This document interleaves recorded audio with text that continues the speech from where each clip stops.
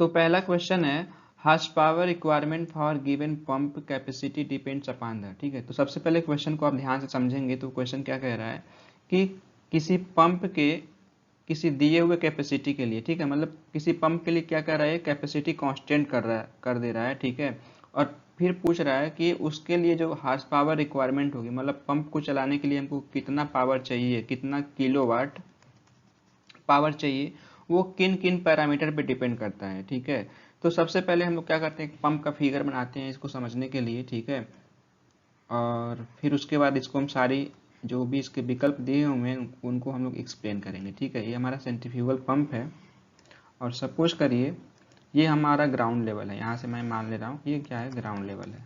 ठीक है, ground level से कुछ ऊंचाई पे पंप रखा हुआ है। ठीक है, और यहाँ पे ये हमारा क्या है, टैंक है। टैंक मान लीजिए ग्राउंड लेवल पे ही रखा हुआ है। ठीक है, ये ऐसे पूरा पानी भरा हुआ है। ठीक है, ये पानी का लेवल है या कोई भी लिक्विड हो सकता है। ठीक है, तो ये सक्शन लाइन हो गया, ये सेंट्रीफ्यूगल पंप हो गया हमारा, और ये यहाँ पे क्या हो गया, इसका डिस्चार्ज हो गया। ठीक है, ये क्या हो गया, डिस्चार्ज हो गया। तो ये मान लेते हैं कि जो लिक्विड का लेवल यहाँ से है, जिस सरफेस से पंप पानी खींच रहा है, ठीक है, इस सरफेस से पानी खींच रहा है। ठीक है, भले इसकी लाइन नीचे तक डूबी हुई है, लेकिन हम कैलकुलेशन यहाँ इसके जो फ्री सरफेस होता है वहाँ पे ही करते हैं, क्योंकि जो इसका बायोमेंटली दाब है ना एटमॉस्फेयर का, वो इसी सरफेस पे ही लगता है। ठीक है, तो इसलिए हम लोग क्या करेंगे, यहाँ पे इसका हम लोग हाइट मान लेंगे, क्या, ये H1 मान लेते हैं। ठीक है, मतलब जिस हाइट से पंप लिक्विड खींच रहा है, ठीक है, अपने अंदर, वो हाइट क्या है, H1 है, जमीन की सतह से। ठीक है, अब अब जितने हाइट तक ये पानी भेज रहा है, उठा रहा है, उसकी हाइट को हम मान लेते हैं क्या, H2। ठीक है, तो अब इसको टोटल काम कितना करना पड़ेगा, टोटल कितनी हाइट इसको उठानी पड़ेगी, नेट जो हाइट होगा वो डेल्टा H निकालेंगे। ठीक है, तो इतना तो इसमें भी आ रहा है, ये वाला पार्ट। ठीक है, तो आप देखेंगे तो यहाँ से इसको अगर हम ऐसे मिलाएं, ठीक है, तो ये वाला जो पार्ट है, इतना इसको क्या करना पड़ रहा है, उठाना पड़ रहा है, इतनी हाइट तक लिक्विड को उठाना पड़ रहा है पंपिंग करके। ठीक है, तो ये हाइट क्या होगा, H2 माइनस H1 हम कर देंगे। ठीक है, तो डेल्टा H बराबर क्या हो जाएगा, यहाँ से डेल्टा H बराबर यहाँ पे हम लिख देंगे कि H2 माइनस H1। ठीक है, इस चीज़ को आपको ध्यान देना है। ठीक है, अब हम फिर से क्वेश्चन को पढ़ते हैं कि horsepower requirement for given pump capacity depends upon the specific gravity of liquid. ठीक है, तो हार्स पावर का जो फॉर्मूला होता है पंप का, सेंट्रीफ्यूगल पंप के लिए, वो मैं लिख देता हूँ यहाँ पे, P बराबर रो जी। ठीक है, और Q हो गया, और ये डेल्टा H हो जाता है। ठीक है, और यहाँ पे 1000 हो गया, और यहाँ पे मल्टीप्लाइड बाई ये पंप की इफिशियंसी हो गई। ठीक है, ये फार्मूला होता है, ये किस में आता है, किलोवाट में आता है। ठीक है, तो इस फार्मूले में देखेंगे तो आपका क्या आया हुआ है, डेंसिटी आया हुआ है। ये डेंसिटी क्या है, जिस लिक्विड को, ये जो भी लिक्विड है उसकी डेंसिटी है। ठीक है, तो आप देखेंगे कि स्पेसिफिक ग्रेविटी पे डिपेंड तो कर ही रहा है, इस फार्मूले से ही आप जान जाएंगे। ये फार्मूला अगर ये जो पैरामीटर है डेंसिटी, अगर इस फार्मूले में आया हुआ है, पावर वाले फार्मूले में, तो मतलब कि उसके डेंसिटी पे डिपेंड कर रहा है। मतलब अगर डेंसिटी कम होगी तो पावर रिक्वायरमेंट कम लगेगी हमको, डेंसिटी ज़्यादा होगी तो पावर रिक्वायरमेंट हमको ज़्यादा लगेगी। ठीक है, उतना ही ज़्यादा पावर हमको लगाना पड़ेगा, उतना ही ज़्यादा किलोवाट का हमको मोटर लगाना पड़ेगा। ठीक है, पंप को चलाने के लिए। ठीक है जी, तो आपका कांस्टेंट है ही। ठीक है, क्यू क्या है, वॉल्यूमेट्रिक फ्लो रेट, मतलब जितने फ्लो रेट से यहाँ पे फ्लो जा रहा होगा, ठीक है, वो क्यू है। ठीक है, मीटर क्यूब पर आवर या सेकेंड में जो भी होगा इसका पैरामीटर। ठीक है, यूनिट। और डेल्टा एच क्या है, डेल्टा एच यही है। ठीक है, कि कितनी हाइट तक वो लिक्विड फेंक रहा है यहाँ इसके फ्री सरफेस से। ठीक है, तो डेल्टा एच के जगह पे हम H2 माइनस H1 भी लिख सकते हैं। तो H2 माइनस H1 में क्या है, यहाँ पे H1 रहेगा। H2 माइनस H1 क्या है कि जो फ्री सरफेस है उसकी इस जो भी हमें रेफरेंस लाइन ली है उससे ऊंचाई ली है। ठीक है, तो आप देखेंगे पहला तो सही हो गया। अब सक्शन लिफ्ट क्या हो गया, सक्शन लिफ्ट आपका कि ये जो हाइट है ना आपकी, ये वाली जो हाइट है, ये जो होती है सक्शन हाइट होती है, सक्शन लिफ्ट, ठीक है। इतनी हाइट क्या करना पड़ रहा है, पंप को खींचना पड़ रहा है, ठीक है। तो जो पावर रिक्वायरमेंट है वो इस पे भी डिपेंड कर रहा है, ठीक है। क्योंकि आप देखेंगे जो ये डेल्टा एच आया है आपका H2 माइनस H1, ठीक है, तो उसमें इतना पार्ट तो इसी का है। अगर आप देखेंगे तो यहाँ से क्या कर रहा है, यहाँ से ये इस लेवल से यहाँ तक क्या कर रहा है, पानी को खींच रहा है, ठीक है। फिर यहाँ से क्या कर रहा है, यहाँ तक खींच रहा है, ठीक है। तो जो ये वाला पूरा पोर्शन है डेल्टा एच जो निकला है, डेल्टा एच क्या है, यहाँ से लगाए और यहाँ तक की हाइट है, ठीक है। तो इस हाइट में क्या है, ये वाली हाइट भी है इसमें इंक्लूडेड है, ठीक है। ये वाली भी हाइट भी इंक्लूडेड है, ठीक है। तो अगर ये कम ज़्यादा होगा, ठीक है, तो हमारा डेल्टा एच भी चेंज होगा, ठीक है। समझ रहे हैं आप लोग। तो ये डेल्टा एच भी चेंज होगा, तो इसलिए क्या होगा, ये सक्शन लिफ्ट पे भी डिपेंड करता है। इसी को सक्शन लिफ्ट करते हैं। जो ये वाली हाइट है ना, फ्री सरफेस से पंप के जो इम्पेलर तक की हाइट होती है, इम्पेलर के सेंटर तक की, उसको सक्शन लिफ्ट बोलते हैं या सक्शन हेड भी बोलते हैं। तो इसलिए ये इस पर भी डिपेंड कर रहा है, ठीक है। बाकी डिस्चार्ज हेड पे तो डिपेंड कर ही रहा है, आपको पता ही है। फार्मूले में दोनों आ रहा है, सक्शन हेड भी आ रहा है, H2 भी आ रहा है। जो यहाँ से यहाँ तक का जो हाइट हो गया वो डिस्चार्ज हेड हो गया, ठीक है। तो इसलिए क्या इसका है, ऑल द आंसर, ये मतलब ऑल ABC है, ये तीनों आंसर सही है, ठीक है। आई होप आपको समझ में आ गया होगा, ठीक है। तो चलिए अब हम लोग आगे बढ़ते हैं। और अगर भी कहीं भी कंफ्यूजन हो तो आप अभी भी पूछ सकते हैं हमसे कमेंट करके, ठीक है। आप लोगों को पता होगा कि BARC का जो भी है एग्ज़ाम आने वाला है, भाभा एटॉमिक रिसर्च सेंटर का, ठीक है। और इसके साथ ही और भी वैकेंसी आएंगी, ठीक है। और आई भी हैं, कुछ अप्रेंटिस के लिए भी वैकेंसी आई हैं, ठीक है। तो उन सारे एग्ज़ाम के लिए ये वीडियो बहुत ही इंपॉर्टेंट होगा। तो प्लीज़ आप लोग पूरा वीडियो देखिएगा। और अगर आपको समझ में आता है, अच्छा लगता है मेरा वीडियो, ठीक है, तो कमेंट करके ज़रूर बताइएगा और चैनल को ज़रूर सब्सक्राइब करिएगा, ठीक है। तो चलिए हम लोग आगे बढ़ते हैं अगले क्वेश्चन पे। ये इस वीडियो का फ्लूइड मैकेनिक्स का ये 8वां पार्ट है, ठीक है। पीछे हम लोग 7 पार्ट पढ़ चुके हैं, जो कि मैं आपको उसके वीडियो के डिस्क्रिप्शन बॉक्स में सारे लिंक दे दूंगा, वहाँ से आप देख सकते हैं जो लोग वीडियो नहीं देख पाए अभी तक, ठीक है। तो चलिए हम लोग अगला क्वेश्चन सॉल्व करते हैं। ये दूसरा क्वेश्चन है, ये बहुत ही इंपॉर्टेंट क्वेश्चन है, इससे कई सारे कॉन्सेप्ट क्लियर होंगे, आप इसको प्लीज़ पूरा देखिएगा, ठीक है। तो क्वेश्चन क्या कह रहा है, inter stage coolers are provided in a multi stage compressor 2, ठीक है। क्वेश्चन का मतलब ये है कि मल्टी स्टेज कंप्रेसर में इंटर स्टेज कूलर क्यों दिया जाता है, और ये 4 विकल्प दिए हुए हैं, आपको इसमें से सही टिक करना है, ठीक है। तो सबसे पहले आपको समझना होगा कि मल्टी स्टेज कंप्रेसर होता क्या है, फिर इंटर स्टेज कूलर क्या होता है, तभी आप इस क्वेश्चन को सॉल्व कर पाएंगे, ठीक है। तो मैं आपके सामने एक छोटा सा फिगर दिखाता हूँ मल्टी स्टेज कंप्रेसर का, जैसे इंडस्ट्री में होता है उसी तरीके से, ठीक है। ये आपका क्या है, मल्टी स्टेज कंप्रेसर है, ठीक है। मुझे पता है आप इसको देख के कंफ्यूज होंगे, समझ में नहीं आएगा, लेकिन जो इसका मोटी मोटा आइडिया होता है, डायग्राम जो होता है, मैं आपको समझा देता हूँ कि मल्टी स्टेज कंप्रेसर होता क्या है, ठीक है। तो मल्टी स्टेज कंप्रेसर में क्या होता है कि जो कंप्रेशन होता है वो कई स्टेज में होता है, जितनी हमारी रिक्वायरमेंट है उतने स्टेज में कंप्रेशन करते हैं, और उतने इम्पेलर क्या होते हैं एक साथ एक शेफ्ट पे जुड़े रहते हैं, कनेक्टेड रहते हैं, ठीक है। तो इस हिसाब से जितने इम्पेलर होंगे उतने स्टेज का हम कंप्रेसर बोलते हैं, कि उतने स्टेज का क्या है, हमारा कंप्रेसर है, ठीक है। तो ये देखिए क्या है आपका, ये पहला हो गया, ये दूसरा हो गया, ये तीसरा हो गया, ठीक है। ये 3 अलग अलग इम्पेलर हैं, ठीक है। तीनों एक शाफ्ट पे रहते हैं, ठीक है। यहाँ पे मोटर आपका कुछ लगा होगा, खूब बड़ा सा मोटर लगा होगा, M मान लीजिए, ठीक है। तो जो भी गैस हमको कंप्रेस करनी है वो पहले वाले में जाएगी, ठीक है। यहाँ पे कंप्रेस होने के बाद में कुछ प्रेशर बढ़ेगा, ठीक है। प्रेशर बढ़ने के बाद फिर क्या है, जो पहले वाले का जो डिस्चार्ज है, जो मतलब पहले वाले से कंप्रेस होकर निकल रहा है, उसको डिस्चार्ज बोलते हैं। तो वो जो पहले वाले का डिस्चार्ज है वो दूसरे वाले के सक्शन में जाएगा, ठीक है। फिर जो दूसरे वाले का जो डिस्चार्ज है वो तीसरे वाले के सक्शन में जाएगा, ठीक है। जैसे आप लोग मल्टी स्टेज पंप पढ़े होंगे, सेंट्रीफ्यूगल पंप, वैसे ये भी सेम है, ठीक है। अब तीसरे वाले का डिस्चार्ज मन करे इसको और ज़रूरत है तो आगे और भी लगा सकते हैं, नहीं तो आप इसको सीधे जहाँ भी ज़रूरत है वहाँ पे भेज सकते हैं, ठीक है।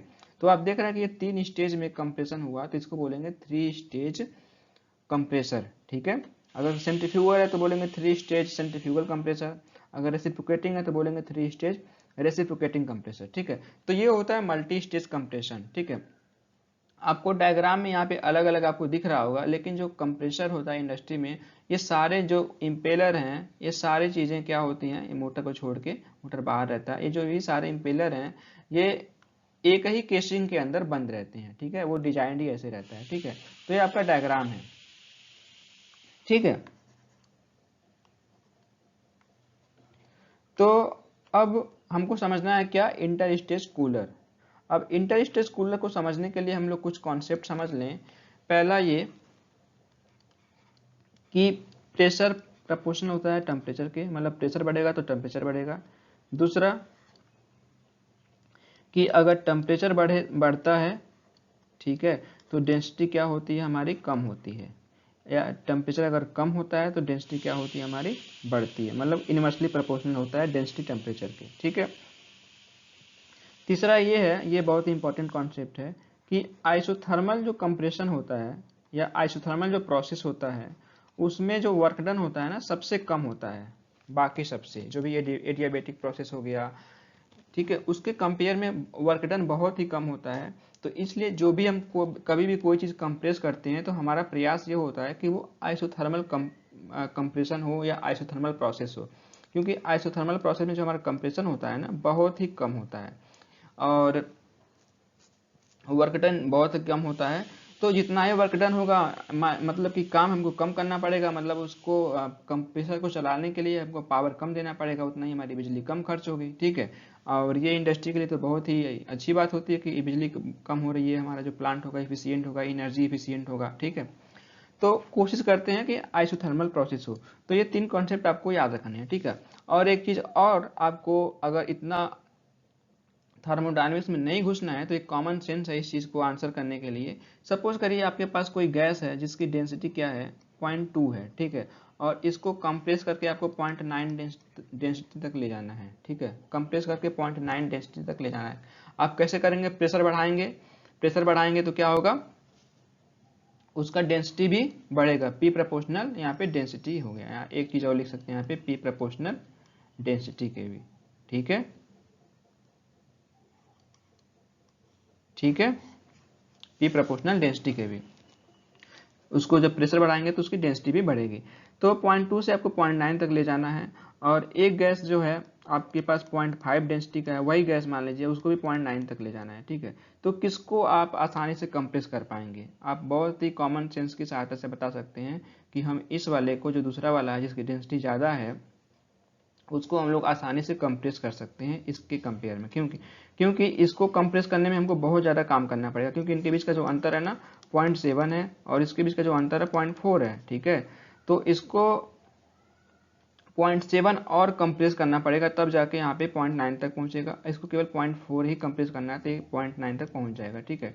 तो इस वाले केस में क्या है, डेंसिटी तो की ज़्यादा है, ठीक है, तो मतलब ज़्यादा वाले डेंसिटी को हमको कंप्रेस करने में कम एनर्जी की खर्च करनी पड़ेगी, ठीक है। तो यही वाला जो कॉन्सेप्ट होता है ना, वो आइसोथर्मल प्रोसेस में होता है, ठीक है। तो आप इस कॉन्सेप्ट को अगर यूज करेंगे ना, तब भी आप यहाँ पे इसका आप आंसर सही कर पाएंगे, ठीक है। तो अब इंटर स्टेज कूलर क्या होता है उसको हम समझ ही लेते हैं, ठीक है। तो इंटर स्टेज कूलर में क्या होता है कि जब हम कंप्रेस किए तो यहाँ पे टेम्परेचर बढ़ जाएगा, यहाँ पे कुछ टेम्परेचर मान लीजिए 20 डिग्री रहा होगा, सपोज करते हैं, तो यहाँ पे कुछ कम कंप्रेस होने के बाद 70 डिग्री सेल्सियस हो गया, ठीक है। अब चूंकि यहाँ पे प्रेशर भी बढ़ गया, टेम्परेचर भी बढ़ गया, ठीक है। अब हमको क्या चाहिए कि आइसोथर्मल कंप्रेसर चाहिए, आइसोथर्मल प्रोसेस चाहिए, ठीक है, मतलब कि टेम्परेचर क्या है हमारा कांस्टेंट रहे पूरे प्रोसेस के दौरान में, ठीक है। तो यानी जो हमारा 20 डिग्री सेल्सियस तक कंप्रेस होने के बाद भी अगर 20 डिग्री होता ना, यहाँ पे 20 डिग्री होता कंप्रेस होने के बाद भी, तो उसको बोलते हैं क्या, आइसोथर्मल प्रोसेस, जो कि पॉसिबल नहीं है, प्रैक्टिकली पॉसिबल नहीं है, ठीक है। लेकिन कोशिश करते हैं कि हम वो आइसोथर्मल प्रोसेस के करीब रहे, जितना करीब रहे, ठीक है। इसलिए क्या करते हैं, हम यहाँ पे एक कूलर लगा देते हैं, इंटर स्टेज कूलर, ठीक है। अब क्या होगा, जो भी यहाँ पे गैस जाएगा ना, अब इससे ठंडा होके जाएगा, और ये 70 डिग्री है, हो सकता हो कि यहाँ से ठंडा होने के बाद में फिर से वापस 20 डिग्री अगर नहीं भी हो रहा है तब भी यहाँ पे 22-23 डिग्री हो जाता है, ठीक है। तो ये कोशिश करते हैं। अब यहाँ से 70 से अब 22 डिग्री हुआ, तो चूंकि अब यहाँ पे टेम्परेचर ज़्यादा था, अब इसको ठंडा किए, तो ठंडा करेंगे तो क्या होगा, उसकी डेंसिटी क्या होगी, बढ़ेगी, ठीक है। और बढ़ी हुई डेंसिटी को हम लोग क्या करना है, कंप्रेस करना है, तो उसको हम आसानी से कंप्रेस कर सकते हैं, ठीक है। तो इसीलिए क्या करते हैं हम लोग इंटर स्टेज कूलर का यूज करते हैं कि उसको ठंडा करके क्या करते हैं, उसकी डेंसिटी को हम लोग क्या करते हैं कि उसको डेंसिटी को बढ़ा लेते हैं। ठीक है, फिर यहाँ भी ऐसे कर लेंगे, यहाँ भी ऐसे कर लेंगे। ठीक है, और इसकी डेंसिटी को फिर हम लोग क्या करेंगे, बढ़ा लेंगे, क्योंकि जो ज़्यादा डेंसिटी वाली गैस है उसको कंप्रेस करने में हमको कम एनर्जी की जरूरत पड़ती है। ठीक है, तो इस तरीके से आप देखेंगे, इतने सारे कॉन्सेप्ट को एक साथ आप समाहित करके देखेंगे तो आपको समझ में आएगा कि इसका आंसर ए सही है, save power in compressing a given volume to a given pressure. ठीक है, कि हमको पावर सेव करने के लिए क्या करते हैं हम लोग, इंटर स्टेज कूलर का यूज करते हैं। अब क्या बाकी भी देख, कूल द डिलीवर्ड एयर। ठीक है, कह रहा कि जो डिलीवर्ड एयर है उसको कूल करने के लिए हम लोग करते हैं, तो ये नहीं मतलब हमारा होता है, इससे कोई नहीं हमारा कनेक्शन है। ठीक है, achieve the exact delivery pressure, delivery pressure तो कोई मतलब ही नहीं है, वो तो बस हमारा स्टेज पे डिपेंड कर रहा है कितने स्टेज का है। ठीक है, तो इसलिए हमारा आंसर ए सही है। आई होप आपको समझ में आ गया होगा। और एक चीज़ मैं आपको कंफर्म यहाँ पे थोड़ा क्लियर कर दूँ, आप कंफ्यूज ना हो, कि जैसे यहाँ पे मैंने लिखा है कि पी प्रपोर्शनल डेंसिटी, मतलब प्रेशर बढ़ाएंगे तो डेंसिटी बढ़ेगा। ठीक है, फिर यहाँ पे लिखा है पी प्रपोर्शनल टेम्परेचर, कि प्रेशर बढ़ाएंगे तो टेम्परेचर भी बढ़ेगा। ठीक है, फिर यहाँ पे लिखा है टेम्परेचर जो होता है वो इन्वर्सली प्रोपोर्शनल होता है डेंसिटी के। ठीक है, तो चूंकि जो यहाँ पे जो कंप्रेसर हो रहा है ना, प्रेशर तो बढ़ ही रहा है आपका। ठीक है, लेकिन जो टेम्परेचर बढ़ रहा है, ठीक है, वो कंप्रेस करने की वजह से बढ़ रहा है। ठीक है, डेंसिटी भी इसकी कम हो रही है और टेम्परेचर भी बढ़ रहा है। ठीक है, तो जो इसका टेम्परेचर वाला रोल है ना, वो बहुत कम है कंप्रेशन वाले रोल के कंपेयर में। इसलिए क्या है कि वो डेंसिटी पे आप मान सकते हैं कि इस टेम्परेचर का उतना फर्क नहीं पड़ता जितना उसके कंप्रेशन का पड़ रहा है। ठीक है, तो इसलिए ये चीज़ यहाँ पे आ रही है, थोड़ा सा कॉन्ट्रडिक्ट कर रही है, लेकिन आई होप आपको समझ में आ गया होगा। ठीक है, अब हम लोग आगे बढ़ते हैं अगले क्वेश्चन पे। अगला क्वेश्चन है, while starting an axial flow pump its delivery valve should be kept। ठीक है, while starting an axial pump कह रहा है कि एक्सियल पंप को हम इसको स्टार्ट करते टाइम पे उसका जो डिलीवरी वाल्व है, डिस्चार्ज वाल्व है, वो शुड बी केप्ट, क्या रखना चाहिए, ओपन रखना चाहिए, क्लोज रखना चाहिए, आइदर ओपन, चाहे खुला रखो चाहे बंद रखो कोई फर्क नहीं पड़ता। तो इसका आंसर क्या सही है। ठीक है, तो सबसे पहले आपको पता होना चाहिए कि axial pump, axial flow pump क्या होता है। तो इसका मैंने एक छोटा सा फिगर यहाँ पे दिखा रहा हूँ। ठीक है, ये एक्सियल फ्लो पंप है और ये इसका कह सकते हैं, इसमें क्या होता है, चूंकि आप जो सेंट्रीफ्यूगल पंप पढ़े होंगे तो उसमें इम्पेलर यूज होता है। ठीक है, और उसमें सेंट्रीफ्यूगल फोर्स के कारण जो भी आपका प्रेशर जनरेट वगैरह होता है वो सेंट्रीफ्यूगल फोर्स का रोल होता है। ठीक है, लेकिन प्रोपेलर में ऐसा नहीं होता है। प्रोपेलर आप जब मिक्सिंग पढ़े होंगे तो वहाँ पे प्रोपेलर पढ़े होंगे। ठीक है, तो एक्सियल फ्लो पंप में होता क्या है कि आप सेंट्रीफ्यूगल पंप का पहले देख लें। ठीक है, सेंट्रीफ्यूगल पंप में क्या होता है कि आपका यहाँ से लिक्विड इंटर किया और इस डायरेक्शन में आपका डिस्चार्ज होता है। ठीक है, तो ये दोनों एक लाइन में नहीं है। ठीक है, मतलब कि दोनों एक एक्सिस में नहीं है, लगभग 90 डिग्री पे हैं, या फिर अलग एंगल भी हो सकता है, लेकिन मतलब एक लाइन में नहीं है। ठीक है, मोटी मोटा समझ लें।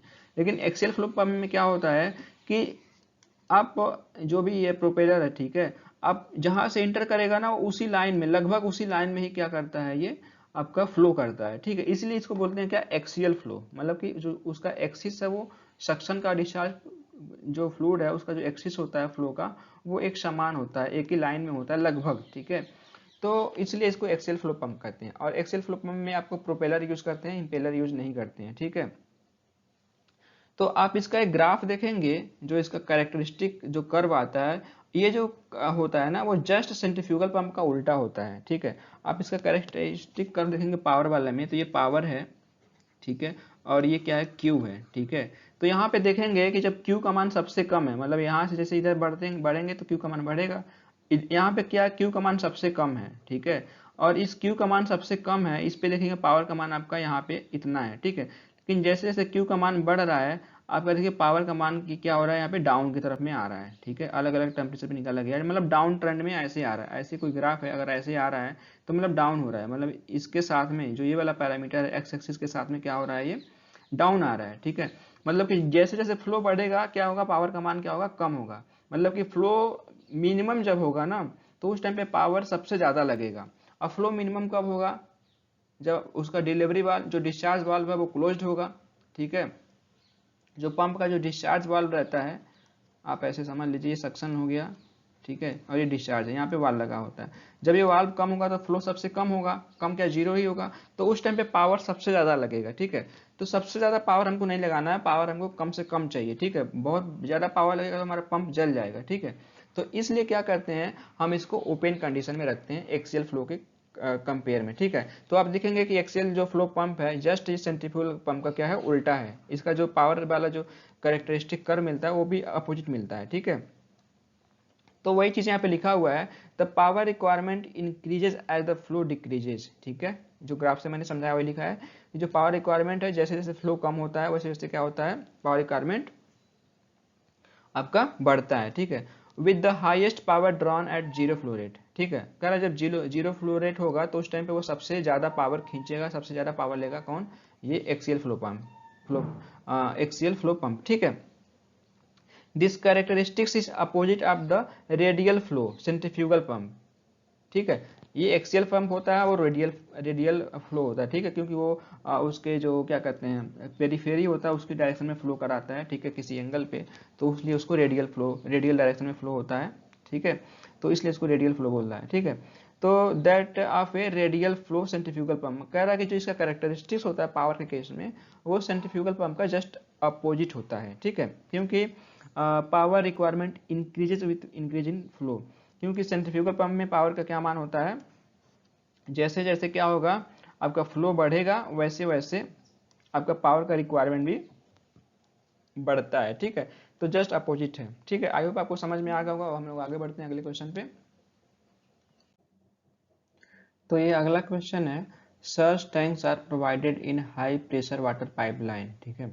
तो सबसे पहले तो आपको पता होना चाहिए कि सर्ज टैंक्स क्या होता है, ठीक है। उसके बाद ही आप इस क्वेश्चन को सॉल्व कर पाएंगे, ठीक है। तो मैं आपको एक छोटा सा फिगर दिखाता हूँ, उसमें आपको मैं सर्ज टैंक के बारे में समझाऊंगा, ठीक है। आप उसके बाद आप खुद ही समझ जाएंगे कि ये क्यों यूज होता है, ठीक है। ये समझिए कोई डैम है, ठीक है। आप समझ रहे होंगे डैम मतलब बांध, जो हम लोग बिजली उत्पादन के लिए बांध बनाते हैं और फिर उस पर जो पानी इकट्ठा होता है स्टैटिक एनर्जी या पोटेंशियल एनर्जी, उसको हम लोग टरबाइन पर ले जाकर बिजली पैदा करते हैं, ठीक है। तो कुछ इसी टाइप का सिस्टम है। तो इस बांध से पानी आ रहा है, ठीक है, और ये टरबाइन पे गिर रहा है, ठीक है।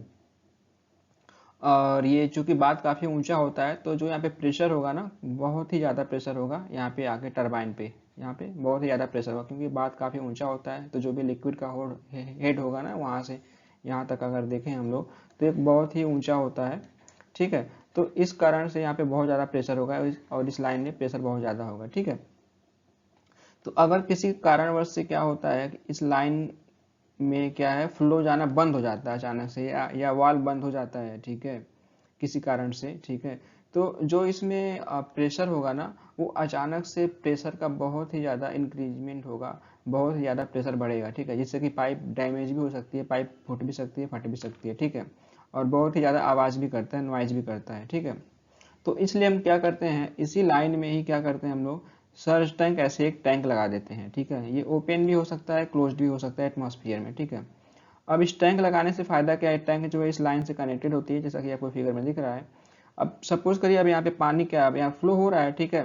तो जितना यहाँ पे हेड होगा उस हिसाब से इसमें पानी भरा रहेगा पहले से भी, ठीक है। लेकिन जब यहाँ पे वाल्व बंद होता है अचानक से किसी कारणवश से, या इमरजेंसी कोई आ गई, तो वाल्व जो बंद होगा ना, जो इसमें का प्रेशर होगा ना, जो बैक प्रेशर क्रिएट होगा, वो जाके यहाँ पे इसमें क्या हो जाएगा, इसके जो इसमें लिक्विड होगा, एक्स्ट्रा लिक्विड जो होगा, ठीक है, वो इसमें ऊपर जाके हाइट को बढ़ा देगा। जो प्रेशर होगा ना वो इसमें जाके हाइट को बढ़ा देगा, ठीक है। ये बड़ा टैंक रहता है। तो इसलिए जो इसमें जो हाई प्रेशर को हम लोग अचानक से लाइन बंद करते हैं, वाल्व बंद करते हैं, तो उसका जो इफेक्ट होता है बहुत ही कम हो जाता है और हम अपने पाइप को डैमेज करने से बचा लेते हैं, ठीक है। तो जो अचानक से वाल्व बंद हो जाने से या फिर अचानक से प्रेशर बढ़ने से लाइन में जो आवाज़ होती है, ठीक है, और उस आवाज़ के कारण अगर कुछ नुकसान होता है, ठीक है, तो इस चीज़ को हम लोग क्या बोलते हैं, वाटर हैमरिंग बोलते हैं, ठीक है। कि अचानक से प्रेशर क्रिएट होने से, लाइन में बढ़ जाने से, वाटर जो पाइपलाइन है उसमें बहुत ही ज़्यादा आवाज़ होती है, तो उसको क्या बोलते हैं, वाटर हैमरिंग बोलते हैं। तो उसको रोकने के लिए हम लोग सर्ज टैंक का यूज करते हैं, ठीक है। और ये वाटर हैमरिंग बहुत ही खतरनाक होती है, पाइपलाइन वगैरह को डैमेज कर सकती है। तो वही चीज़ है, store A definite quantity of water all time, ठीक, ऑल द टाइम। कह रहा है कि इसमें हम लोग एक निश्चित मात्रा में जो पानी है हमेशा इसमें स्टोर रहते हैं, ठीक है। स्टोर तो रखते हैं लेकिन किस लिए करते हैं ये ज़्यादा इंपॉर्टेंट है, ठीक है। बी है रिड्यूस द वाटर हैमर, ठीक है, वाटर हैमर को रिड्यूस करने के लिए, जो कि आपको मैंने बताया, ठीक है। तो इसलिए आंसर आपका बी सही है, ठीक है। बाकी आंसर आपके गलत हैं। ठीक है, अब अगला क्वेश्चन देखते हैं हम लोग। अगला क्वेश्चन है gear pump is a positive displacement pump, is a centrifugal pump, is a non positive displacement pump. ठीक है, can be started with delivery valve closed. ठीक है, तो आप देखेंगे तो सबसे पहला आंसर ही सही है आपका। जो आप क्लासिफिकेशन ऑफ पंप से टाइप्स ऑफ पंप पढ़े होंगे तो वहाँ पे ही पढ़े होंगे कि जो गियर पंप होता है वो पॉजिटिव डिस्प्लेसमेंट पंप में होता है। पंप का जो क्लासिफिकेशन होता है कैसे करते हैं हम लोग, पंप एक तो हो गया सेंट्रीफ्यूगल पंप, ठीक है, और दूसरा हो गया क्या, पॉजिटिव डिस्प्लेसमेंट पंप। ठीक है, तो उसमें गियर पंप हमारा आता है। ठीक है, तो गियर पंप है तो इसमें हम क्या कर सकते हैं, डिलीवरी वाल्व क्लोज करके इसको नहीं चला सकते। ठीक है, ये लाइन को फाड़ देगा। ठीक है, या फिर पूरा पंप भी डैमेज हो जाएगा, तो ये भी गलत हो गया। और ये नॉन पॉजिटिव तो गलत है ही, सेंट्रीफ्यूगल पंप तो है ही नहीं है, तो इसलिए आंसर आपका ए सही होगा। ठीक है, फिर मिलते हैं अगले वीडियो में, तब तक के लिए थैंक यू, धन्यवाद। और वीडियो अच्छा लगता हो तो आप चैनल को जरूर सब्सक्राइब करिए, अपने दोस्तों में शेयर करिए। ठीक है, फिर मिलते हैं अगले वीडियो में, थैंक यू, धन्यवाद।